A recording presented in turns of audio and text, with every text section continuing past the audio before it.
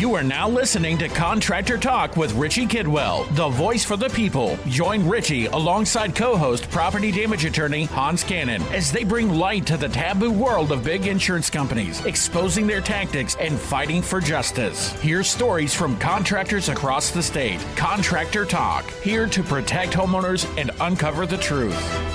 All right, welcome to the show, Contractor Talk with Richie Kidwell, live every Monday night right here on this platform, 94.9 FM, 950 on the AM dial, The Answer. If you're here in Central Florida, you can listen to our show every Monday night at this time, 7 p.m. to 8 p.m. And a few days later, you can also find us on Spotify, iTunes, anywhere you like to stream. And then again on YouTube, like us, subscribe us there if you want to check out Hans' Dapper Suit of the Week. At no time will you find the same exact suit combo that in any show. So I beg you to go back and check it and check our work. And check every show here that we've had. We've years worth of shows here on Contractor Talk, so enjoy. You're welcome.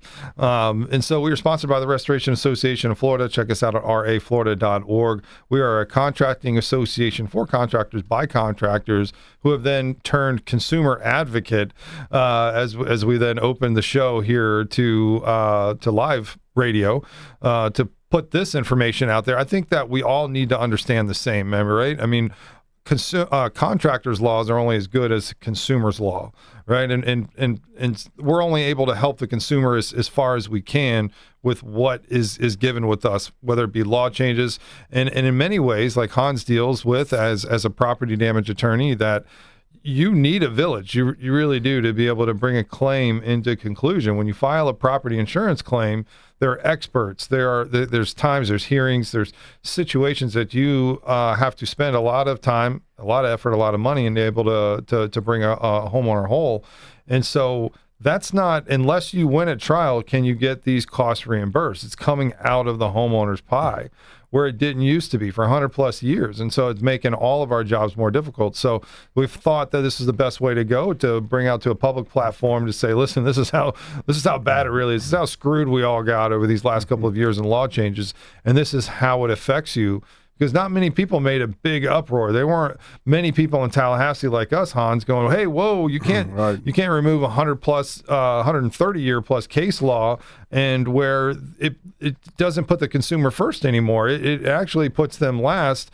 Where slow walking insurance companies like the FedNats of the world that have been fined in Louisiana and Florida for slow walking claims, and it's beyond me, because now it gives them the ticket to continue to do so, to continue this bad behavior, to continue to draw claims longer and longer, because at their worst day in today's law, after the 2022 and 2023 law changes, you got nothing. You don't have bad faith anymore. You're running concurrently with your suit, right? It would be a separate action after your suit, after you go all the way to trial, and then nobody wants to go that long. They just want their money at that point, right? Or to even be made whole, you have to go all the way to trial. And these folks just don't do it. They're, okay, we'll just settle. And that's what they should have paid 2 or 3 years prior to. And it just doesn't make sense at all. Well, we really hope that the value to the show to consumers is, since at the end of the day, State Farm is not a voter. Insurance companies are not voters. People are voters. The insureds are voters. That's right. We hope that the information that we provide through our show makes people realize that don't just vote for, don't be uninformed. If nothing else we can do, we'll give you information. Vote from an informed perspective, that if you're unhappy with your insurance premiums, that wasn't done by anyone other than the insurance companies. And I brought an article. My staff thinks it's funny. I still read the newspaper. They find that humorous that I still bring a newspaper to the show every week. But there's a discussion in there about costs going up and some costs going down as far as insurance policies go. But there's some discussion of some of the points Richie and I have made that we'll chat about a little later. But again, our role is to provide you information. The information should make you realize that who you've been voting for has been negatively affecting your pocketbook.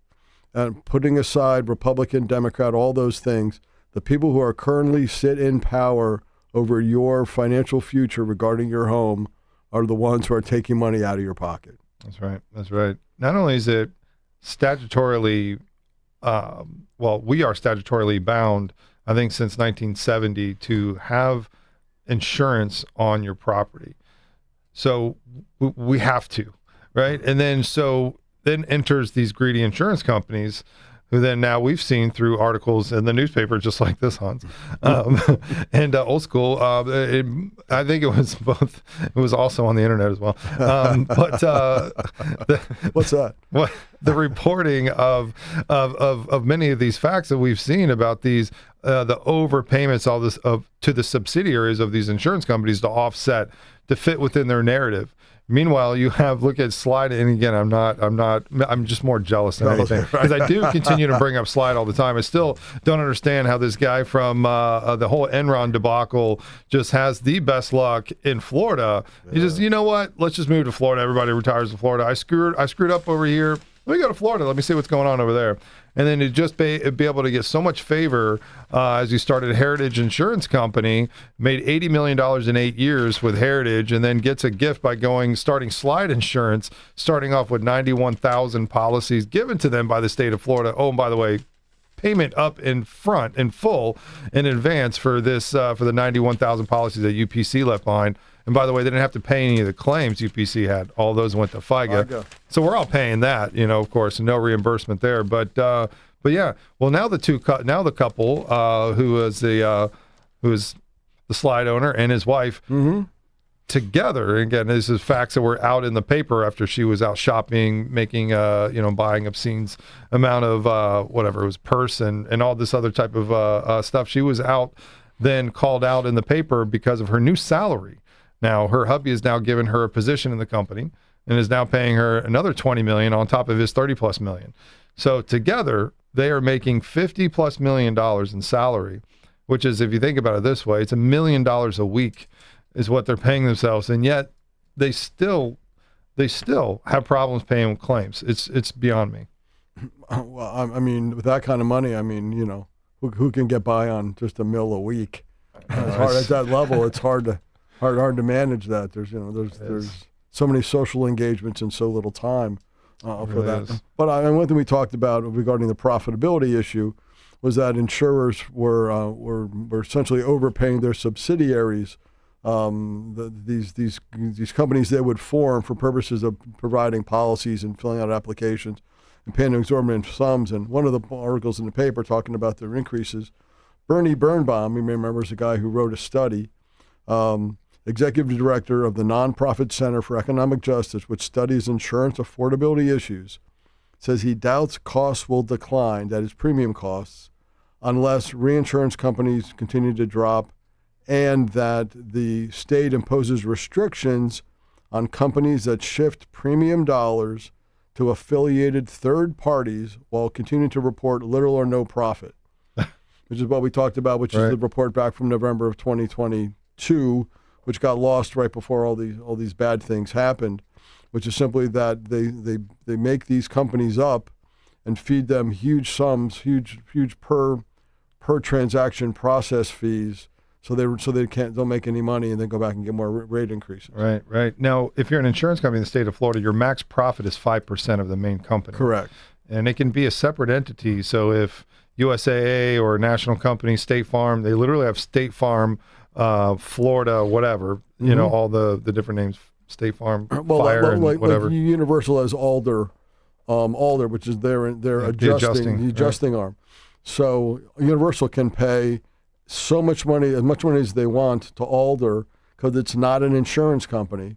They can pay Alder so much money they actually don't make a profit or lose money, and then go back to the state and say, hey, Mr. Regulator, we lost money. Here's our expenses. We need a premium rate increase. And that's what a variety of these companies were doing, which is what reported back in the hidden report back from November 22. So all you got to do is open up a company and say, we'll pay you $10 million a year to mail the policies to the client. We'll pay you $10 million to be the call center. We pay the postage as well? Exactly, all those things. But by doing so, they bring their profit margin below the statutory maximum, allows them to seek a rate increase. And that's what they did, over and over and over a couple of years ago.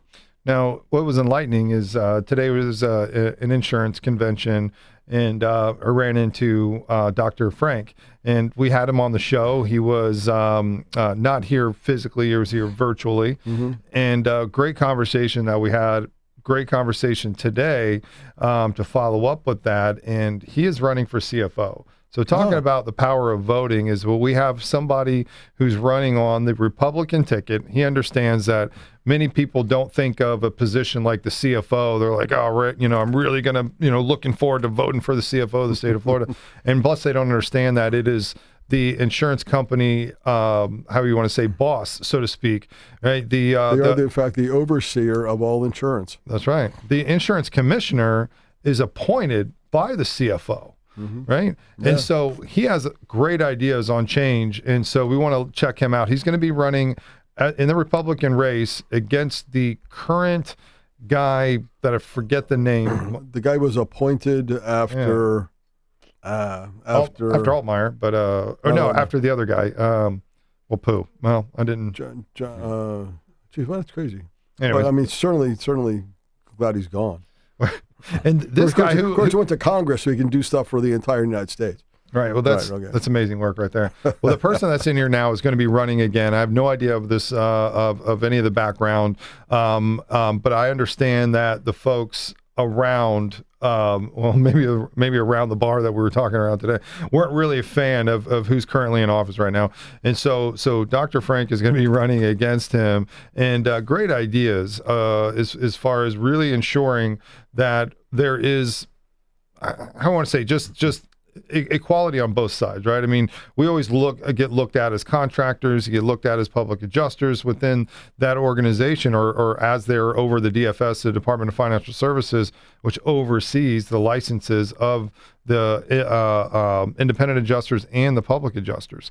And so it's just like you were saying, I just think it's important when you do show up. I mean, like I was saying, he understands that running for the Republican ticket, people are going to be looking towards, who am I going to vote for governor? Who am I going to vote for in my local district, commissioners, such like that impacts them directly. And then the others are just like, let me just go down the line that I'm voting on. And so he recognizes that too. He says, so I wonder, and I hope that he gets past this. So we're talking about next year. This is going to be is when we're voting.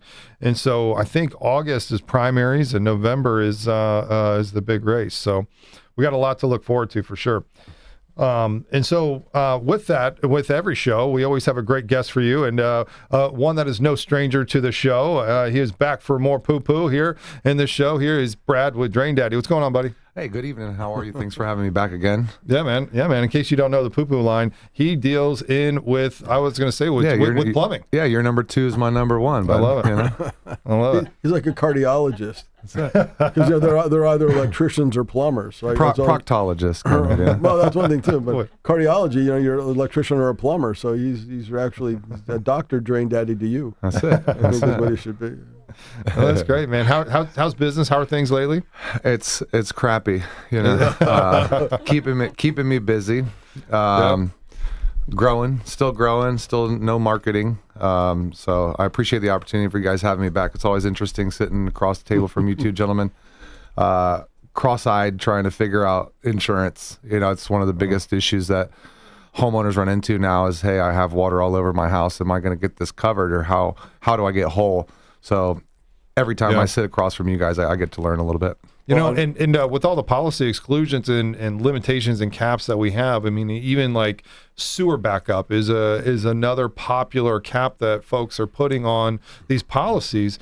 And one thing, when I was talking to Dr. Frank today, he was like, if I come in as CFO, I'm going to institute a board, and board that would be the made out of different professions and backgrounds, and IAPA, layman, attorney, that kind of thing, whatever it was. I'm probably wrong, but a different board mix-up that's going to be overseeing this to make it more fair for policy. Because you think about these ones, they're just rubber stamping. OIR, the Office of Insurance Regulation, has all the power to allow things in policies. Like I was at a public adjusting convention today, and that's what they're talking about. These policies coming out with anti-PA policy language, anti-assignment, this, caps and such like that, with no discounts to the insured, effectively eroding their policy coverage. You think you have $300,000, like you say every time this mediator comes, you have $300,000 worth of coverage. However, you have access to $10,000 unless you use a preferred provider. If you have this, all these different things come up. And you're right, it is so confusing. And so we do hope that there's going to be major change there. But in the meantime, you're right. is this going to be covered? How much of it is? And how do we, as contractors and service providers, try to advocate on behalf of our homeowner? Because nothing's cut and dry. Like you said, it may say $300,000 worth of coverage, but if it's not stated like this, or if you don't document this properly, or if you don't have the right photographs, good luck even getting them to write any sort of a check for the client. I can tell you the first thing I always see is that the provider doesn't always bill it correctly. Essentially, under emergency services, you have $3,000 under coverage A or 1% of coverage A, whichever is greater. You'll then have potentially some mold coverage up to usually $10,000, and then a limited water damage endorsement for $10,000. I had a vendor one time build all of it under emergency services, like $20,000 in emergency services. And they said, well, Hans, what can I do? I said, well, you billed it wrong. If you bill for emergency services essentially stop when the water stops running, give or take. You then have remediation expenses, which fall under usually the water damage exclusion for $10,000. Then you have mold coverage of $10,000.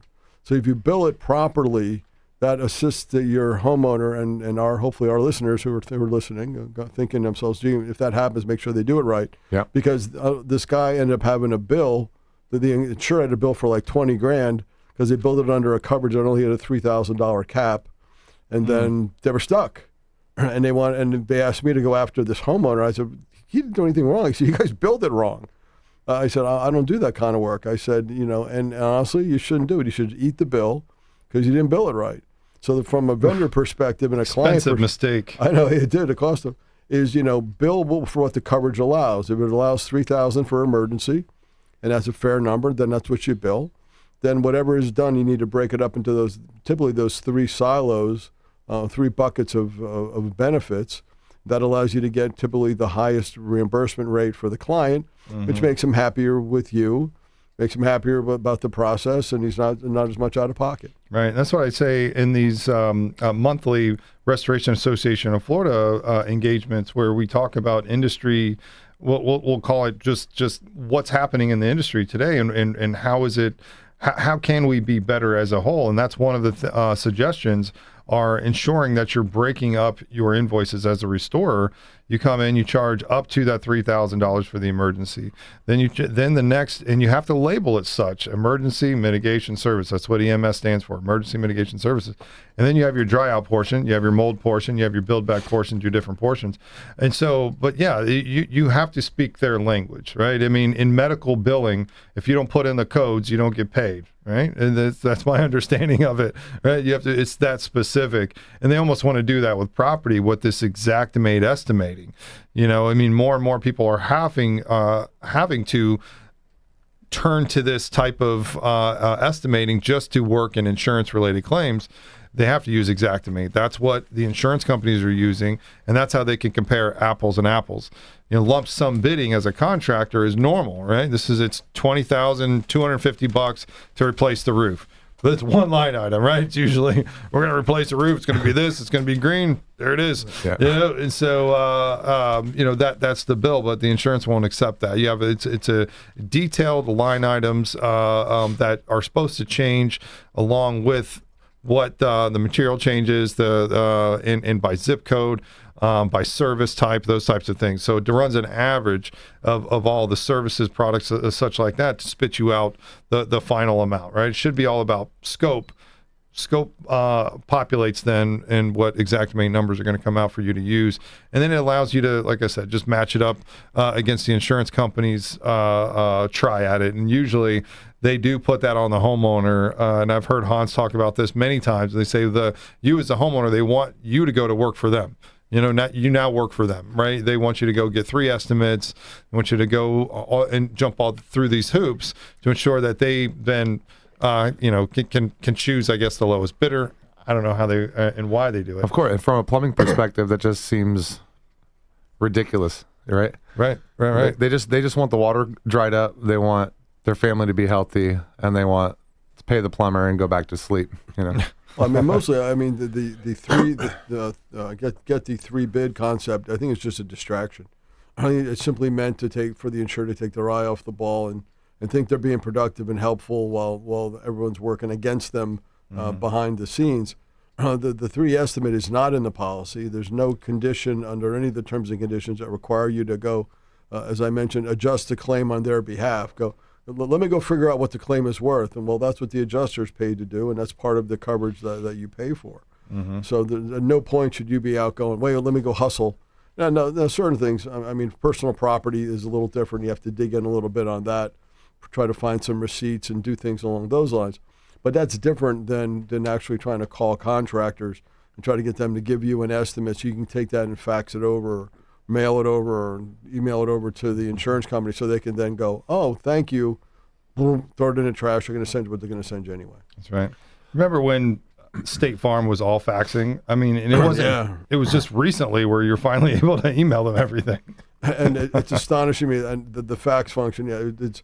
I mean, if you look at those things, kind of just not critically, it just seems like a hassle.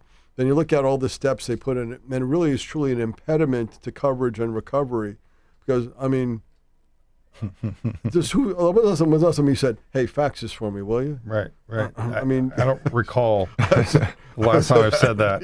Or the noise of a fax machine in an office when I was a kid. Yeah. Right, all that stuff. You never hear that anymore, man. Yeah. But that was like their primary way of obtaining information through some grainy thermal paper. And they held on it for a long time. Right. I mean, State Farm was just the fax hotline. I'm telling you. Oh, did you not fax that to us? Okay, well, fax it and call us in 3 days. 3 days? Well, it goes through our system and takes a while to get here. Yeah, it gets processed. Holy cow. Sounds like some of my customers. Oh, the check's in the mail. We mailed it last week. So one thing we were chatting about, the insurance costs we were talking about. It's interesting. Some insurance companies went down substantially. We always discuss on the show how you feel like there's only like 5 insurers in the whole state. Right. You feel like there's State Farm, Allstate, Tower Hill, American. I mean, you kind of think about it. You kind of run out at about like say 8. You're like, I think that's about it. But interesting. Some I know the name of, but some I don't. American Security went down 25% on some of their policies. ASI, huh? Clear Blue, which I thought was like a pregnancy test, but Clear Blue went down 15%. Take this one, Trusted Resource Underwriters Exchange. Never heard of them. Right. 10%. Wow. The 5 people that have them are very excited right now. Trident Reciprocal, 8.5%. Centauri, kind of know about them. Yeah, but not I know a lot. Centauri, yeah. But 5.4. But they seem like they're not even like a real. It seems like these are surplus lines or something. Safe they're trying Harbor. to get you. They're trying to get insurance coverage at that discounted rate so they can jack you up over the next couple of years. Safe Harbor 5%, U.S. Coastal 5%, ASI we know them well 4%, Monarch 2.5%, Florida Family 2.1%, Security First, Federal, First Protective, Edison each down about 1.5%. So it's just Ovation. Never heard of them before. They're down 0.5%, and Kin down 0.1%.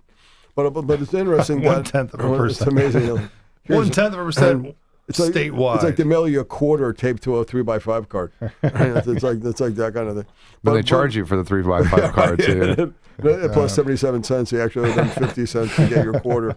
But it's interesting. Some of these companies, it's just interesting. You kind of think of this tiny little market, like the legislature or the politicians describe this market that's only like a handful of insurers. And then we read through a list, some we know, but a bunch we don't. Right. And so you're like, well, gee, maybe I should call them next time I'm going to need to get coverage for my house or something. And I have mentioned on the Office of Insurance Regulation website, they have a tool that you can go on and put in your zip code and look for the carriers that write in your area. So I do suggest you check that out. But Brad, the last 30 seconds here or so before we hit that first commercial break, tell us how we get a hold of you if they're looking for, and the top service you offer here in the Central Florida area. Yeah, I mean, plumbing, drain cleaning, water treatment. We focus highly on a lot of drain cleaning. If you need to get a hold of us, feel free to reach out to the office 24 hours a day, 7 days a week at 689-227-9713, or you can book online at our website, www.thedraindaddy.com. That's right. And then, so this cleaning, what is it? It's like drain cleaning. That means cabling, drain lines, camera inspections, hydrojetting, replacements, second opinions. We're big on second opinions right now because there's a lot of companies not doing the right services. Love it. All right, we'll take a break. We'll be right back. Contractor Talk with Richie Kidwell. All right, we're back live. Contractor Talk with Richie Kidwell every Monday night right here, 7 p.m. to 8 p.m., 94.9 FM, 950 on the AM dial, and then over to podcast where you can check us out on Spotify, iTunes, anywhere you like to consume streaming. And a few days after that, we are on every week as well on YouTube. Like us, subscribe us there. So if you're more of a viewing audience kind of thing, I doubt you'd want to in this forum. It's kind of, well, not today. It's kind of a little bit of a dark room, but now we've got lights. Brad is tall enough to be able to kind of turn it right on me, so now I've got a spotlight on me. But check us out there if you're interested in hearing more about the show. We are an advocate for you, the consumer, by contractors, and we're just kind of living in this world trying to figure things out, especially with the way and how fast the laws have changed that we've had for 100+ years just in the past couple of years. And so bringing some understanding of like what's going to happen, what do we do, and so this is what this show is about. And mostly it's what we've talked about on the show is it takes a village. You know, when you do have a property claim that you need many professionals to help you out. Especially where if you had damage to your roof, you have interior damages, the whole thing could apply to where many trades are going to be involved, whether it be roofing, interior, flooring, painting, such like that. It's a big job. And we've mentioned before, just before the break, about that a lot of times the insurance company puts it back on the insured, say, okay, go give me 3 estimates. And now you're like, now I have to go meet a painter and a roofer and a flooring guy and all this stuff, where then you can bring in a public adjuster. That's another opportunity to where those are the folks that help you outside of an attorney firm that can ensure that you then understand what you have in your policy coverage wise. And Brad, you help out a lot of people too when they're in that time of need, just a little bit different. But there are things that can be reimbursed, and we're able to help folks in certain areas as an expert company as well. But many people don't know that if they have a backup, and then that backup brings dirty water back into their home, and their floors get wet, Category 3 water then travels. Those things could be maybe possibly covered under policy of insurance for reimbursement. Yeah, that's where professionals need to be able to have resources like you folks that we can ask those questions to, because at the end of the day, we run plumbing calls all day long, sitting down with a customer and trying to decipher an insurance policy. We're not going to be able to give them the correct information. Right. So the for more you, it's almost advocate, like it's like, here's my invoice. You're the quarterback homeowner. Yeah, and I spend a lot of time on the phone with public adjuster saying, hey, this is what this family is going through. Please help me help them. I've documented my steps all along the way, but they're getting the runaround on this side. Insurance companies are going to give you the runaround 100% of the time, and as that service provider that saw them in the middle of the night in this time of need with water everywhere, the last thing you want them to do is kind of get beat around the bush when you saw the damage. So leaning on folks like you guys and public adjusters and coming to the Restoration Association of Florida meetings and stuff is good information for us to at least be able to have contacts that we can pass along to those clients. Right, and you have an understanding of where that could go, because many people rely on the plumber's notes and the invoice, and you could have a plumber that don't write very good notes, don't take any photos or anything, and it doesn't help the homeowner out at all. Not at all. And you can show up and see just a little bit of water on the floor, and maybe you think it's not a big deal. You don't document it correctly. You don't really educate the homeowner that they should have a water damage professional at least come assess the issue and find out what you may or may not be running into if you just let it sit. I'm a big proponent. Anytime water is on the floor at any plumbing service call, whether it's fresh water, a water heater leak, a plumbing backup, I try my best to get a professional out there, no obligation, no cost, just to give them a free visual assessment of what could or could not be hiding under the tile, under the laminate, inside the wall. I just think if you want to do a full service, those are things that you should be able to offer to your customers. Absolutely. And that really is the power of connection, power of power teams, and really bringing that knowledge and information into every home. And if all of us are doing that, and and this is what industry standard is. I mean, it only helps the consumer to be a part of that and say, no, this is how it works now, especially with all these changes that have happened over the last couple of years with the way the laws have gone to where it puts more power. The pendulum is now swung over to the power being in the insurance company side. And so to your point, document is going to be very, very important. It's going to be on your side to ensure that you are in a position to be made whole at the end of this. And so it's just it really does take a village, and to know and to bring in your contacts to these homes and say, okay, well, this is how it should run. But after all the law changes, one thing that did happen is that it shortened the time in which insurance companies have to pay or deny a claim. It used to be 90 days. It's now 60 days. And so you tell the homeowner, most folks want to get paid within 90 days that are doing contract work at your home. I know you can't afford it, but we need to dry it out. We need to show that the home is not getting in worse condition to the insurance company. The insured's duty is to do so. And so by doing that, they bring in the professionals and such, and sometimes they can't afford that, the payments that are necessary up front because it's covered under their policy of insurance.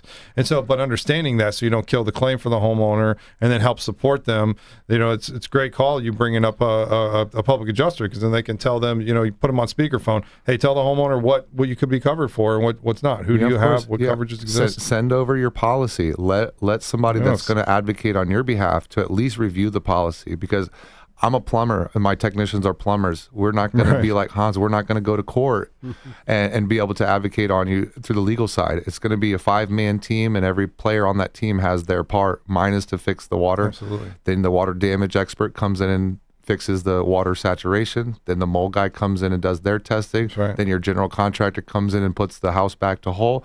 And then if that doesn't work, you have your public adjuster. And then if it goes to legal, you bring in a gentleman like Hans. That's right. That's right. We can't do it by ourselves. But service providers get overwhelmed and they think we're plumbers. Oh, just an angle stopped leaking, no big deal. You don't know if that's going to turn into something huge down the road, and the client's going to be the one that suffers because of it. Always err on the side of safety first. Absolutely. And I mean, it's certainly true. And what insurers like to do, like you talked about, is they like to combine all the functions into very narrow or very broad categories.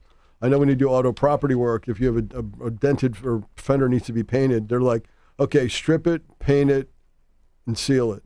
You're like, well, wait. First, we have to take everything down to metal. Then we have to glass beat it, or then we have to, after that, we have to then prime it. Then we can paint it. Then we have to clear coat it. Then we have to wet sand. And they're like, oh, that's all included. And they kind of, and you're like, no. So they're like, that's all included in all those things. You're like, that's like 8 operations. You're going to pay me for 3. And it's the same thing on the property side.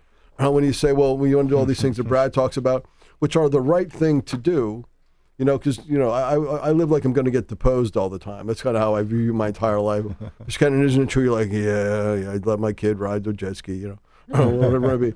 But in the same situation, if the house were to go bad, and we bring in Brad and depose him and go, now, sir, you've talked before about the importance of having mold testing, right? And yeah, it was on that radio show with those 2 guys, right? Yeah, it was.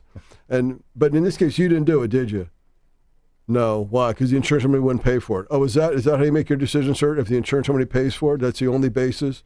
It's not safety first. And all of a sudden, you're backed in a corner because you realize that what you would have normally done, you perhaps chose not to do simply because the insurance company's not going to pay for it. Mm-hmm. And that doesn't absolve you of liability because the insurer's not going to pay for it. Every doctor visit ever, right? You go up to there, it's like, I think I've said this before, for like 20 plus years, I didn't have insurance because I'm like, I'm 20 something years old. Like, I don't need insurance. I'm bulletproof, and in my 30s, I was like, I'm still bulletproof. And so in my 40s, I'm like, all right, I'll get insurance. And so, but during that time, I saw one of my doctor friends when I didn't have insurance. And I was like, yeah, man, I really want you to, check everything out. It's been like 10 plus years since I haven't even had a tetanus shot, for crying out loud. She's like, all right, I'll just do the bare minimum. And I was like, no, I'll just pay for it, whatever. She's like, no. And then I get insurance a couple of years later. So I went back to the saw just recently. All right, we're going to do the full workup, the full everything, So I'm like, okay, now that insurance is paying for it. So it's interesting though, because then and she was like making that call for me. I think because she knew me, but in the same though, it's like that was my choice. I was only going to do whatever option I could do, right? But when you have insurance, everything is covered. Let's do everything. Yeah. Well, plus, or what you're supposed to do. At least, we run into people from all walks of life and all socioeconomic backgrounds. From mobile home parks to mansions, and it's not our place to make the decision on behalf of the homeowner, right? I would hate to find out later that something catastrophic happened because we didn't at least give them the opportunity to get a water damage expert in there to look at it from a professional water damage expert's perspective. As the plumber, you're going to shop vac the water. Hey, it's dry for now. But if it's a no-cost obligation in-home assessment, whether it's 2 o'clock in the morning or 2 o'clock in the afternoon, what is it going to cost the homeowner other than peace of mind? Yeah. Peace of mind and maybe an hour of their time. Right. And we get to sleep at night better knowing that we got somebody's eyeballs on it that specializes in this field. That's right. No, that's great. I mean, when you put consumer first, I mean, I think it really speaks volumes to them, not only in their Google review, but to their neighbor and their family and their friends and that kind of thing. And I think that just, when you put consumers first, you put them first, then business comes thereafter. And everybody wins. That's right. Everybody wins. It really does. And so to even parlay that into further into Hans' practice over here, we were just talking about in the beginning, talk about somebody who's just kind of starting up their practice and being exciting and all that through the growth in these past couple of years, which hasn't really been the best for our industry. But I hear you've been doing really, really well, Hans, building your practice and helping many, many people here in the Central Florida area and really the whole state of Florida. Well, we really do. We do travel statewide, handle cases on a statewide basis. I was with with the, let's see, what is it? The intergalactic largest law firm in the galaxy, or right, whatever that term. Well, I heard there was a new planet, so now he needs to overcome that planet as well. I believe he needs to send at least one lawyer there, and then he can say that. But I was with them for a long time. He was going to get out of this business of first-party property. I think you actually talked to him about it, and there were concerns he had about taking money from people who needed it to fix their home. And my view was kind of the opposite, is even if I have to take money from someone who needs money to fix their home, I give them either some of the money, a down payment, most of the money, or all of the money, and I can still help people, still make a living, and still help people day in and day out get their houses back to where they were. We go to mediation, and we'll be in an hour, and I'll say, don't forget, we started at 0 an hour ago. That's right. 0, like nothing. And now we're at 20,000, wherever the number may be. So we're still very proud to do that work, and we help people every day. And my cell phone's 407-782-0258, 407-782-0258. It's KennonLawGroup.com. It's no charge to talk to me or talk to my staff about what you have going on. Happy to talk to people about anything, including personal injury that may have occurred to them. So thanks for bringing it up, Richie. I love that. Yeah, of course. And if you don't already, like you said, open your phone, put in lawyer, put in Hans. That's the way to do it. Contractor Talk with Richie Kidwell. We'll be right back after the break. All right. We're back live. Contractor Talk with Richie Kidwell every Monday night right here, 94.9 FM, 950 on the AM dial, The Answer, and then over to podcast and on YouTube. Like us, subscribe us there. ContractorTalkPodcast.com is how you find every way to consume us here on this. This sounded weird, but you understand if you like to consume different audio or the visual. Like I said, Hans' DAP Pursuit of the Week. It doesn't let you down. I mean, if anything, if you're up, bored, 3 o'clock in the morning or anytime, check us out, like us, subscribe us there. But today, like always, I have a great show for you. Always chit-chatting about what people are thinking about, what people are saying out there. But maybe we need to bring this to you guys, the consumers, and what's happening now. Many questions that I hear about are what policies are good. Even Angela here, she's like, I'm trying to shop for insurance. How do I do it? How do I know who's best, who's not taking advantage of me? Hans just read some insurance companies that were lowering their rates. Doesn't mean they have great policies. And we mentioned here with Brad with Drain Daddy that there are just so many different types of nuances in there that he can't even help. I mean, there's all these different things, and you can't. As a service provider nowadays, we're going to provide the service. We're going to give you the invoice, homeowner. Good luck with your insurance company. It's like that's unfortunately the way it is now.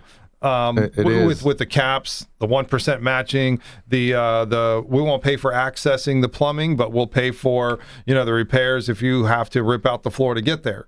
that's a head scratcher in its own. It's like, wait, you're not going to pay me to access it, but you'll pay me to rebuild the floor and use to just that was destroyed and able to access it.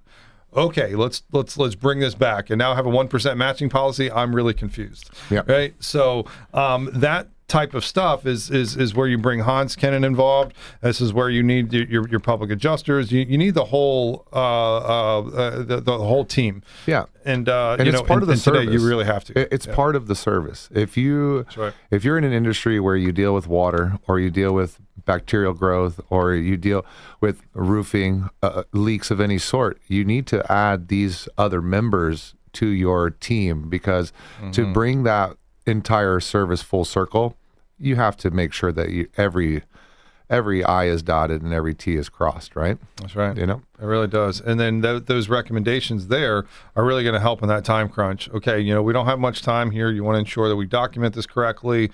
Category 3 water migrates and then sits for 2 or 3 days. Now you got different problems than bacteria. Yep. Right. Now you're looking at mold. You're looking at different things that could be more of an ailment, a problem to folks' health. The kids' health, if they have kids in the home, if they have other things, carpet and such like that. I mean, you're really talking about things that can get really bad really fast, very fast. Yeah, and when I tell customers on a regular basis, look, you from a consumer standpoint might not understand the ramifications that could potentially happen if we leave this unmitigated. I'm a plumbing professional. Let me bring in the guys that are the professionals in those fields to at least give you education. At the end of the day, if there's no issue, then there's no issue. You still get the peace of mind. But if we don't uncover the potential issue now, we don't want to deal with the consequences down the road when you're outside of a window of claim, when they call it, negligent, right? Negligent. We don't want to deal with that. We want to kind of nip all that stuff in the bud. And as a service provider, plumbing is just we're just the first people in the door. We're not the last ones on some of our calls. By any means, but it's usually Hans the last one. Hopefully not. Hopefully it doesn't get that far, but you got the ace in the hole right there. Now, what would you say would be your most common service call nowadays? Drain cleaning. So drain cleaning, that's if it's not a clogged situation. It's not a clog. It's more of like, I just want you to prevent a clog. That would be preventative. Drain cleaning is a clog. Most people don't call us every year and say, hey, before my kitchen sink does back up and flood the house, I want to have you come out and do that.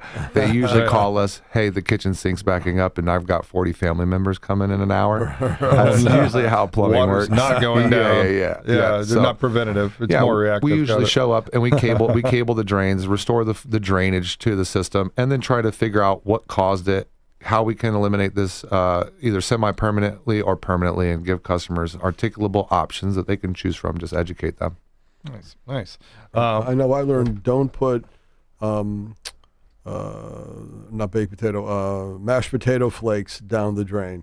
Oh, there's several. No starches. Because they expand. I went to, I forget, it was like 20 years ago, and someone was like dumping them, and I'm like, what are you doing? I'm putting it down. I'm just getting rid of this box, and it started like, it just grew, like, they're little flakes. I mean, it's like tribbles on Star Trek. I mean, it just sort of all of a sudden it started backing up. I'm like, oh, this is going to be bad. Rice is the same way. There you go. Rice gets sticky in the drains. Can you put cooked rice in there? Just not. You can't put no pasta, no potatoes, no rice, no stringy vegetables, no eggshells, no lemon rinds.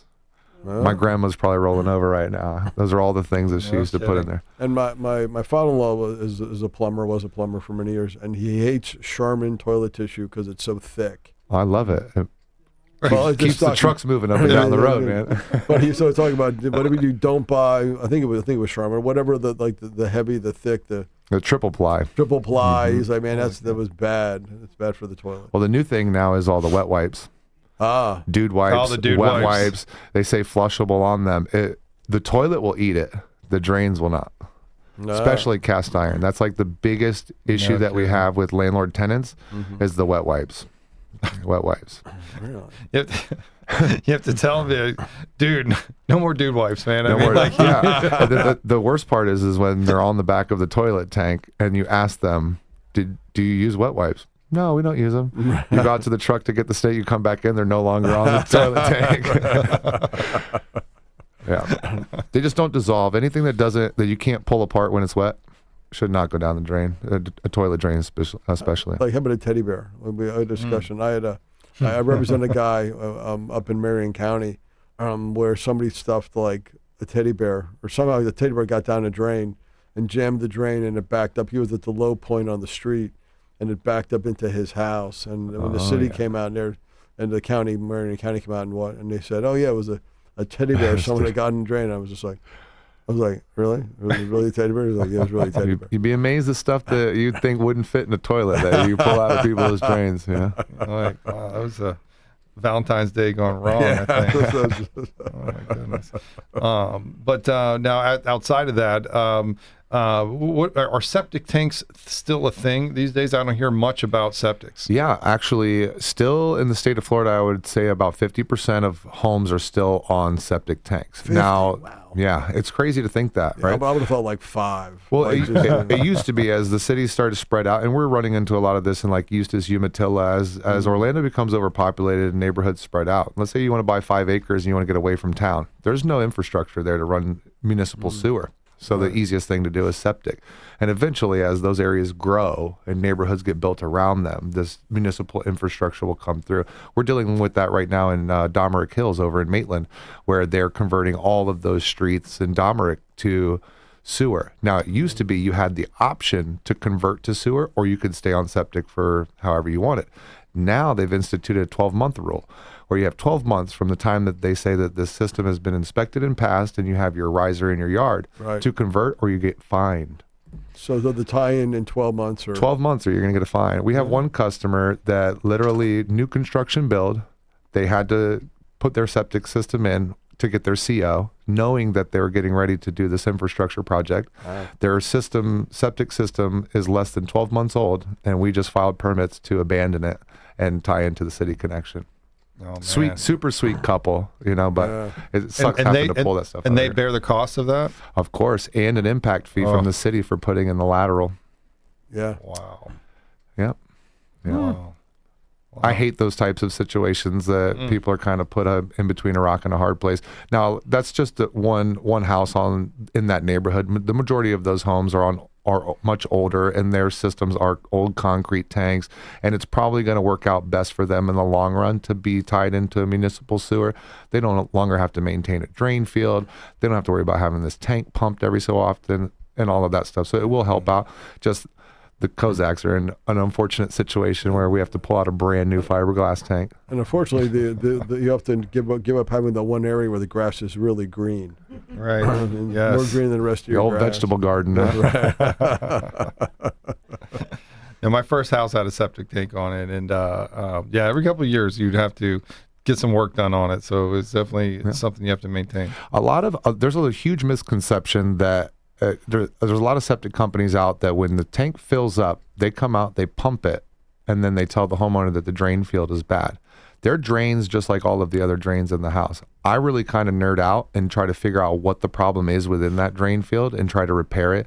And I'm able to save the majority of those customers thousands upon thousands of dollars. We do free second opinions for all septic related issues on a regular basis. And people are dumbfounded that they get these $15,000, $20,000 quotes for replacement, and you ask them, did the septic tank pump company dig any holes to assess the drain field? No, they just said that water from the drain field's coming back into the tank and I need a new one. And so if there's say 3 lines, like a fork or whatever, and only one of them is bad, then you can just repair that one. When the water leaves your septic tank, it goes into a distribution box. That distribution box distributes the water through the drain field. 90% of the issues we have with drain fields is the box is collapsed. So you're getting a $15,000 quote from a septic provider and they haven't dug up that distribution box. At least show me that there's a hole in the yard, verify that it's bad. Show me that there's a giant oak tree in the yard, which I would prefer to do some digging and investigating before we just look at the grass and say, yeah, you need to spend a bunch of money. You know? Right. That's fascinating. But then you have to deal with the Department of Health, and the permits on those things take forever. Oh man! So you do all of that work as well too. That's painstaking work. It seems like. I enjoy it though, where there's a need, right? So anything plumbing related, I mean, as little as, or I say as little as, but I mean, the emergency response, when you're trying to get your drain line unclogged, it's not a little thing at that moment, but from there all the way to like filing these permits for either brand new or fixing the drain field, to even commercial. From a leaky toilet flapper to a custom home, we'll do anything from start to finish. I love that. And you mentioned the word finish. Does that include the finishings?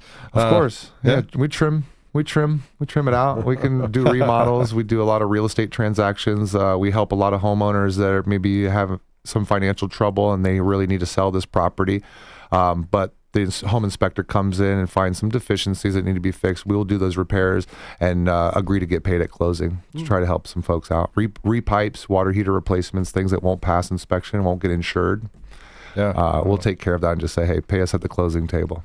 That's great. That's great. So sellers listening now, if they have major plumbing issues or upgrades, what is there a code now on old plumbing that people would need to be wary about? I mean, it really depends on what the inspectors find, right? Polybutylene is a huge one. If you've got any gray pipe inside of your house, have us come out and take a look at it. We'll give you a free repipe estimate because you won't be able to sell that house, and you'll be real lucky if you can even get insurance or water damage coverage, even if you get insurance. But water heaters over 10 years old. Now cast iron. I've had a couple of customers reach out and say that they can't find insurance coverage because they currently have cast iron plumbing, and that's the most prevalent form of plumbing before 1980 that you're going to run into. With all these free inspections that you offer, how do we get a hold of you? 689-227-9713, or you can book online 24 hours a day, 7 days a week at www.thedraindaddy.com. I love it. I love it. No, I thank you for bringing this information here, and that's some good stuff. And if you do you do cover all of Central Florida? Yeah, all of Greater Central Florida. If you have questions or want to know if we cover your area, don't hesitate to call Bria in the office and ask. Love it. All right, finish this off, Hans, and how do we get a hold of you? 407-782-0258, 407-782-0258. All right, talk to you guys next week. Contractor Talk with Richie Kidwell. See you.